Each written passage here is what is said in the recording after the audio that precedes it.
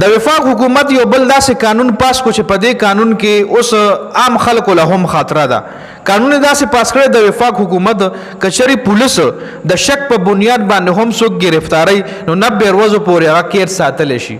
د شک په بنیاد باندې هم یو کس 90 ورځې پورې کیر ساتل کېدی شي.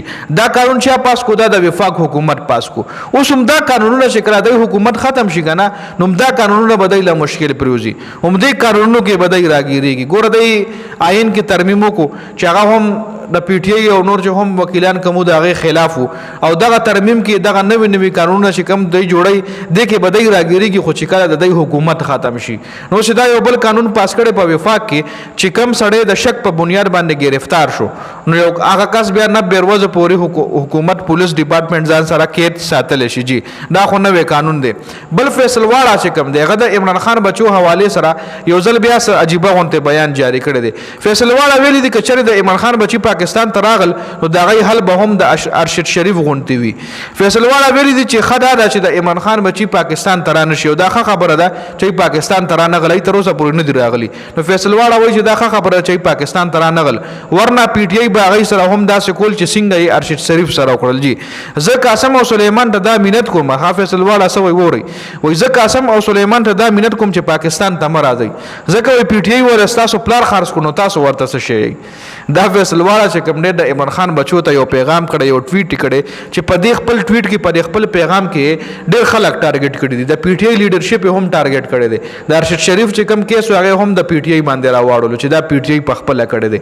نو ساجيبه هم ته ټویټ کړی دی او په دې ټویټ باندې بوله خامخا د پی ټی آی چې کوم لیډرشپ دی ای ورته سناسه جواب ورکړي چې څه جواب ورکړي په هغه باندې با ډیټیل سره بیا خبره کو. چې بل یو صحافي دی منیب فاروق صاحب جی د ویلي دي چې د صحافیانو خبرونه داسې لګي د صحافیانو چې کم خبرونه راځي لکه سهیل وړای چې ریسنټلی یو انټرویو آرمی چیف سره کړی و چې هغه بیا یو 2-3 کالم لیکلی وي او په هغه کې هغه عمران خان ته ویلو چې ته معافي وغواړه او د آرمی چیف سره چې کوم خبرې اترې شي وي چې پای کې د آرمی چیف تعریفونه هم ډیر زیات کړیو. جی سهیل وړای چې نو دې حواله سره منیب فاروق ویلي چې صحافیانو خبرونه داسې پته لګي چې د عمران خان مینت شروع دي عمران خان سره ډیل نه کوي څوک.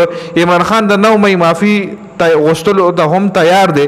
عمران خان غواړي چې څنګه زه معافي وغواړم او ماته اقتدار واپس ملو شي او بیا زه مخالفین خره کړه کما بیا چې کوم زما مخالفین دي اين ز خپل بدلا والم. عمران خان اصل کې وای دا څوک وای دا چې کوم دی منیب فاروق دا ټویټ کړی دی چې عمران خان معافي غوښتلو تیار دی خو عمران خان وای چې څنګه زه معافي وغواړم نو ما اقتدار ته راولي او چې زه اقتدار ته راشم نو زه بیا بدلا اخلم زه خپل مخالفین راګړه کوم.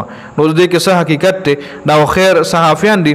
خپل دې مخ کې چې کوم سهیل وړای چې تاسو معلومه دا غو 3 کالم لیکلي وي د آرمی چیف سره د ملاقات نه پس چې پکې د عمران خان دا معافي خبره هم شي وي. اوس دې حواله سره عمران خان ته لا پته نشته چې سهیل وړای چې د آرمی چیف سره ملاقات کړي دي او هغه نه پس د آرټیکل لیکلي دی او پکې دا خبره هم لیکلي چې عمران خان نه معافي وواړي.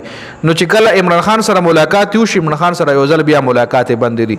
چې کله عمران خان سره ملاقات یو شي نو خامخ خپل وکیلان به د کیس نه خبري چې شنا خو آرټیکل لیکل دی 2-3 کالم لیکلي دی پای کې ستاره معافي خبره هم کړي دي نو پاغه باندې بیا خامخ عمران خان سره حقیقت ښکارا کوي. جی نو دا په دې ویډیو کې اپډیټ سو دی حواله سره تاسو سره دا کمنټ لازمي وکړئ.